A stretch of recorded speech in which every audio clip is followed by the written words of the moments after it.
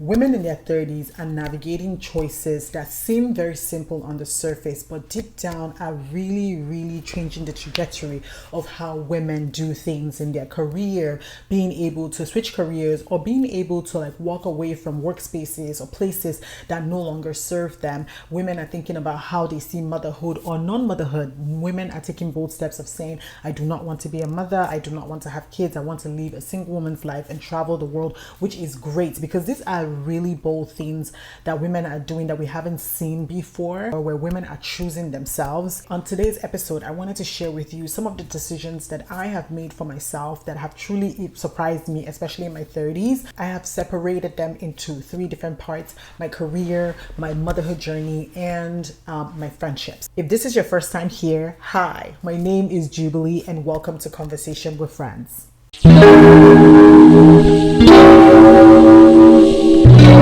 This podcast is exactly what it sounds like. It's real, honest conversation about womanhood, motherhood, and reinventing yourself in real time, because who doesn't love a good reinventing?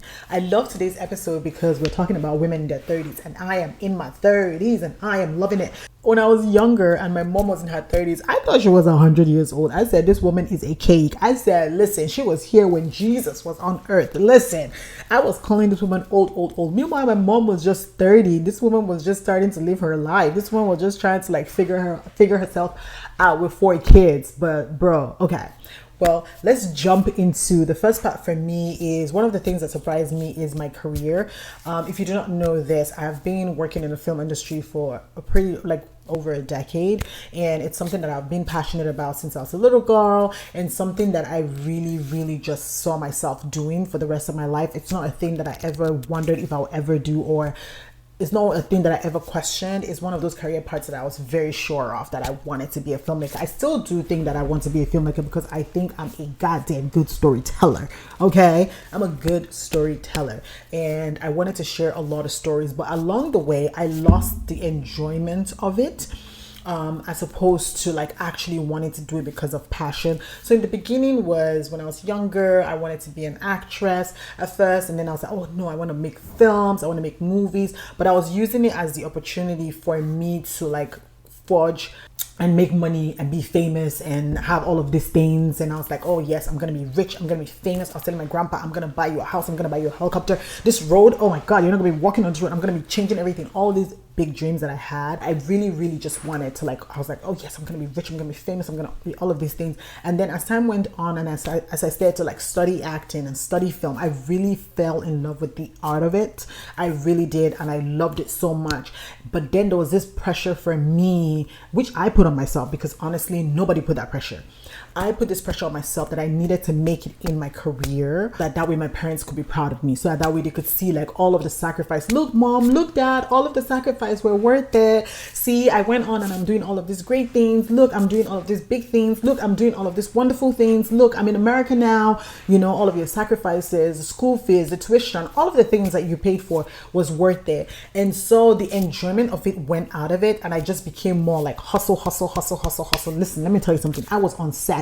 I was on production sets day in, day out. It was back to back. And I was no longer enjoying the art of making it. I was now just trying to make my parents proud. I was trying to prove a point. I was trying to prove a point to myself that, oh yes, I can be really good at this thing. And I did not understand patience. I did not understand consistency. I did not understand building something sustainable requires you to be patient, requires you to show up all the time, and it requires you to actually love the art of it. Because if you do not love the art of what you're doing, then you're kind of it's kind of off the point. Then it's kind of useless to some degree.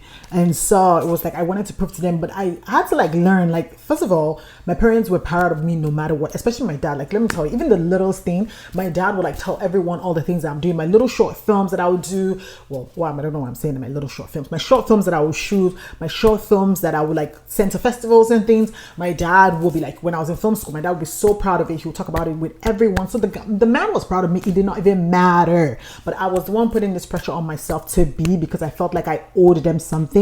And now I'm learning also that I do not owe my parents anything. They chose to bring me into this world, and I am their responsibility. So everything that they did for me was not out of favor. They did it for me because that is their responsibility as my parents. Their responsibility is to make sure I'm okay and to take care of me. So the idea that we have to return, we have to do all of these things for our parents, grand gestures, yes, it is nice because they've given so much, they've sacrificed so much, but it is not a requirement of being a good child, because they're the ones who brought you into this world, and they're the ones who have the responsibility of taking care of you. Now when you become an adult, you are on your own. But in my house, even when I became an adult, my parents still make sure, up till this day, my parents always make sure that I'm okay. So my career became one of those things where I was just no longer enjoying it. And I decided, that was the first time I said, you know what, I'm going to take a year off. And so I took a year off everything. I took a year off film. I took a year off just everything, even content creation, all of it. I just took a year off. And as I took a year off, the pandemic hit. And when the pandemic hit, I was like, perfect excuse for me not to be doing nothing, right? I'm going to take this time off. I'm really just not going to do nothing, because I was like, yes, the perfect excuse. It was like the perfect excuse, honestly, like the perfect excuse. And so I took that time off, and during that time, I just focused on me to a large degree. I just kind of started pouring into myself. I started working. I started doing things. I started just taking care of myself, and nothing that had to do with work. I just kind of was like, no work, nothing. So I wasn't working. I wasn't doing anything. I was just taking care of myself and just taking the year off. I was really just taking the year off, honestly. And it really, really helped me, because one, it helped me kind of clear my head. What was supposed to be 1 year off became 2 years off, or rather 2.5 years off. And it was so good for me to be able to clear my head, to be able to think, to be able to read books, just do other things that were outside of film or my career, do things that were outside of film or my career or the things that I wanted for myself. And that really, really helped me fall in love with filmmaking again. It helped me fall in love with content creation again. It helped me fall in love with filmmaking. I started writing a script, which I'm still writing, which I'm so excited about. I started writing a script as well for a film that I wanted to make. It really helped me clear my head, kind of gave me some sense of why I fell in love with filmmaking in the first place, why I fell in love with creating that kind of art, and the kind of art that I really wanted to showcase to the world, and the kind of stories that I wanted to tell. It just really helps me. And now I'm learning that it's not who gets there first, and it's not who gets there the fastest. It's who does the work and actually still produces, right? And so even with content creation, I'm learning now, I do not need to be perfect. Perfectionism is just a lie sold to us by somebody, and I don't know who that person is. But I do not need my project to be perfect. I do not need things to be perfect. I just need to keep showing up as myself in my career and showing up for the things that I love. And filmmaking is an art that I really love. I thought when I took that time off, I was going to find something else. And no, it still brought me all the way. All roads led to me creating films and me wanting to be creative. And why am I saying this? I'm saying this because sometimes you're on a career path that you thought was yours, and you're like, oh yes, I'm gonna crush it, I'm gonna do this, I'm gonna do that, I'm gonna do that, and that's a career path that you've taken. But sometimes there might be something else waiting for you on the other side. There might be something honestly just waiting for you on the other side that's like, oh, I could be this, I could do this, I could do this, I could be whatever. There's so many things that you could be. So don't forget, and just be reminded that sometimes if you take time off for yourself, and it's okay too, if something that you've been working on for years and you've been passionate about for years, you're like, oh, I've always wanted to do this, I've always wanted to do this, and then you fall out of love with it, and instead you see something else that you love, you are allowed to go pursue that thing. Because the plan did not work out as you wanted it to in the beginning does not mean that you're not allowed to reinvent yourself, or you're not allowed to pivot. You're allowed to pivot in your career, because at the end of the day, you need peace. You want to do things that you love. You want to do things that you're passionate about. And yes, the bills need to be paid. I agree. But wouldn't it be great if the bills were paid and you were still doing things that you're passionate about? So if something that you're passionate about is not something that's going to bring you money now, find time to still do the thing in between, right? Treat it like a hobby, right? So for example, maybe you love to paint, and right now painting is not going to bring in the income, right? You have a regular job. How about on the weekends, on a Saturday, just take 2 hours for yourself, 3 hours for yourself, and just do the painting, right? Because it's important to still find the things that we're passionate about, even if that path is not going to bring us money immediately, right? But trust that eventually things will align for you, but still do the thing. Do not let it go. Do not throw it away. Chase those passions is what I'm saying. The second portion of it is my motherhood journey. And that one really surprised me, because I'm one of those people who truly just believed I was never going to be a mother. I was very sure about it. I said, I'm not going to be a mother. It's not a thing that was for me, wasn't meant for me. And then I decided, you know what, I'm going to have one kid, which I'm allowed to change my mind. And I got pregnant and I had my son, Ocean, who I absolutely love and adore. He is just like the best human being ever. He's so cute and so adorable and just the best. So I went on to have Ocean, and it's just been the most beautiful journey for me. Again, if motherhood is not a journey that you want to take, if motherhood is not a journey that is for you, if being a mother is not a thing that you see for yourself, listen, live your single life, okay? Live your life and do not have children. Like, not everybody needs to have children. That's the truth. Because at the end of the day, children, as cute as they are and as beautiful and as wonderful as they are a responsibility, and it requires time, it requires patience, it requires a lot of financial, you're gonna spend money, okay? If you have a kid, you will spend money, okay? And it's gonna require your mental, it's gonna require your physical, it's gonna require you to show up completely. At least if you want to show up as a good parent, it's gonna require you to show up a lot, and it's gonna take a lot of toll on you, like I said, mentally, physically, all of that. And so you have to make the decision to ask yourself, like, is this something that I want to do? Is this something that I see myself sustaining? Like, is this something that you say, I can do that? You know what I mean? So that's the thing that you have to ask yourself. For me, becoming a mother kind of ignited a different passion for me in my life. Like, it really, really did, where it's like, before I'm like, oh, I'm doing all of these things, this is what I want. But now my goals seem like, listen, I can crush those goals. I can do this. I can do that. I don't know. Maybe it's because I was like, if I can get a human being out of my body, if I can actually make a human being from scratch for 10 months, let's be very clear. This was 9 months. 10 months. If I can do that with a human being, then I'm able to do anything, and I can conquer the world. Like, at this point, listen, put me on the ballots. Tap me in, coach, because I can just run this country, okay? I can run this nation. No, but seriously, like, after having my son, I just said to myself, like, I was like on like kill mode, because I wanted more. I want him to see me chasing my dreams. I want him to see me chasing my goals. I want him to see me pour into him, but at the same time, I want him to see me also do the things that I'm very passionate about. So motherhood, like, I truly thought it was one of those things that was just going to like kill me or just take too much from me, and where I do not have time for myself. And don't get me wrong, postpartum was like a bit still in postpartum. I've been a year postpartum now, and it was crazy. Postpartum was crazy. I had a lot of highs, a lot of lows, ups and downs. I was all over the place. Woo, child. But now I'm beginning to settle into myself. I'm beginning to find myself again. I'm beginning to pour into myself. I'm beginning to do the things that I'm passionate about, creating content, shooting things like this, shooting episodes of the podcast. I'm beginning to like really, really like find my voice again, find my rhythm. I already know I'm not going to be the old Jubilee, but let me tell you something. I know the one that's coming, bumbo clat. The woman that's coming on the other side, she's going to be 10 times better. So I'm saying to you that it's possible, right? It's possible to be a mother and still find your passion. I'm telling you, there's light at the end of the tunnel. When people used to tell me there was light at the end of the tunnel, I did not see the light at the end of the tunnel. So I'm saying to you that there's light at the end of the tunnel. You got this. You will do it. You can do this. Now, I want to say also, like, this is not a whoa, everybody go become a mother. No, I truly believe it's not for everyone. I mean, if it's not for you, that's okay too. Which leads me then to my next point, which is the friendship aspect of it. I have been very lucky in my 30s to have the most incredible group of women.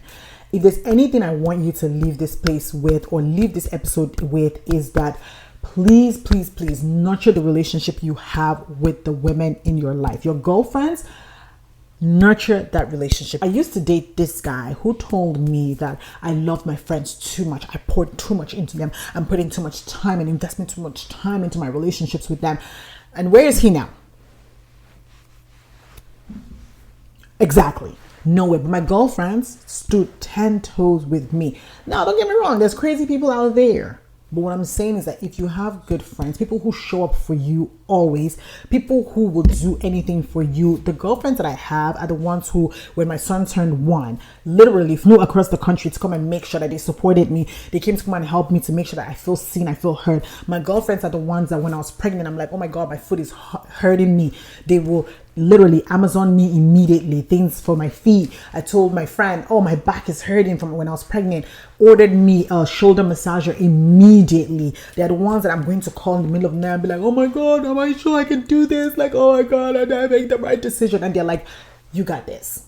You got this. There's one of my friends, Joyce. I want to speak on her because she and I do this thing where we have yearly, like, what's it called? We have yearly retreats where we talk about our vision for ourselves, like what we see ourselves doing that year. We set our goals for the year, and then every month, once a month, we always sit down and have our meeting to recap our word of the year, our word of the month, if we're able to live in those in that. And also we look at like the goals that we set for that month, where we're able to hit those goals. What is the support that you need to get you from point A to point B? Those kind of things are just, I don't even know. Like, it's just, it's incredible, right? Or do I want to talk about my friend Adina, who just calls me and always checks on me? If I tell her, oh, I need this, boom, here you go. Sometimes just randomly like, Jubilee, I just sold you some money right now. I just want you to go and have a great time. I want you to go get a massage.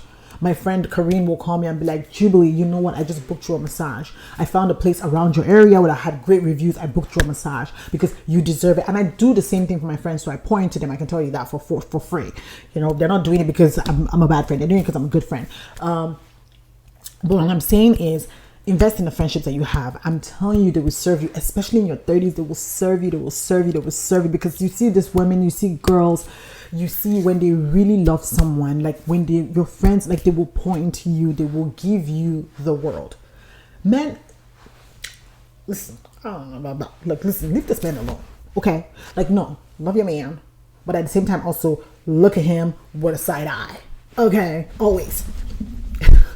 I'm doing too much, okay? But look at him with a side eye, because men will disappoint you. But you see your friends, and yes, obviously it's not a gender thing before we start fighting, but women are just the core of humanity. I think that women are the core of humanity, and especially for me, I have Black women around me, which is even more incredible, like just amazing. So one of the things also is that I also made sure to nurture my friendships, right? I poured into them in my 20s. I made sure I was nurturing them. Like I said, I had a boyfriend who told me like, oh, you're doing too much with your friends, you're doing this, and I said, unfortunately, I'm not doing enough with my friends, because I need to be able to point to I want to be able to point to my friends. I want to be able to give them the world. Once you step into your 30s, you just kind of get into this like fuck everything else stage, and then when you become a mother, honestly, you kind of get into like double like fuck everything else, because I don't care, right? And so that's just where I've been. But also I think that the women in their 30s these days are really starting a revolution, which they do not even know, or maybe they're aware of it, but they're starting a revolution, because women these days in their 30s are beginning to say, hey, this career doesn't work for me anymore. I'm going to pivot. I'm going to do something else. I'm going to start something else. I'm going to choose my happiness and my mental health over just working for, working that 9 to 5. And then women these days are like, hey, look, I do not want to be a mother. I do not want to be a housewife. This is not a thing that's for me. And they're choosing themselves and saying, I want to be able to point to myself. I want to travel. I want to see the world. And let me tell you, they're badasses. And women are beginning to understand, like, oh my God, I need to point to my friendships. I need to have those girl dinners, girls nights, girls trips, all of these beautiful things, right? And let me tell you, the women coming after will see this and be so inspired by it, and will really truly just be inspired by it and live a life and go against the norm, right? They're going to go against the norm of like, oh, a woman has to go to school and then get married and then have kids and take care of the home and that. And there's nothing wrong with that. Don't get me wrong. There's nothing wrong with that. But I think I love the idea that women are beginning to have choices and are beginning to not only have the choices, but women are beginning to grab those choices and say, this is how I want to live my life. which I love. One last thing before I go, I want to add that if something is not serving you, career, family, friends, whatever it is, if something is not serving you and is costing you your mental health or whatever, walk away. That's it. Walk away. One thing I know is that women in their 30s are becoming versions of themselves that they did not predict. And that is such a beautiful thing to watch. Very inspiring. It's very beautiful. And I truly love when I go, especially on social media, and I'm scrolling through and I'm just seeing like badass women just like doing stuff for themselves, or like a woman saying, I'm planning to live child free, and she's like traveling the world and doing her things. Listen, kudos to the millennial generation, man, because they just be doing their thing. And that does not mean that the other generations are like, the fact that we have to keep explaining ourselves in this world is crazy. But kudos to the millennial generation, honestly. Kudos to the women in their 30s. Kudos to the women who are paving the way. Kudos to the women who are choosing themselves. And if you're struggling with choosing yourself, trust me, it's the best thing that you do for yourself when you come out on the other side. But I understand also it is such a challenging thing to be able to take big decisions or go against the norm, but you got this. Thank you so much for watching this episode. If you were watching this episode and you thought to yourself, this person is going to benefit from this, share this episode with them. Share this episode on your social media as well if you feel like someone will definitely benefit from it. Please do not forget to subscribe if you already haven't. Do not forget to like, comment. Let me know in the comment section decisions that you've made that have actually surprised you, like these days. Like, what is something that you're like, I'm gonna do this, that actually surprised you and went against the grain of what you predicted for yourself? I cannot wait to read the comments. Thank you so much. Take what you will and leave what you won't, and I will see you on the next episode. Have a great day.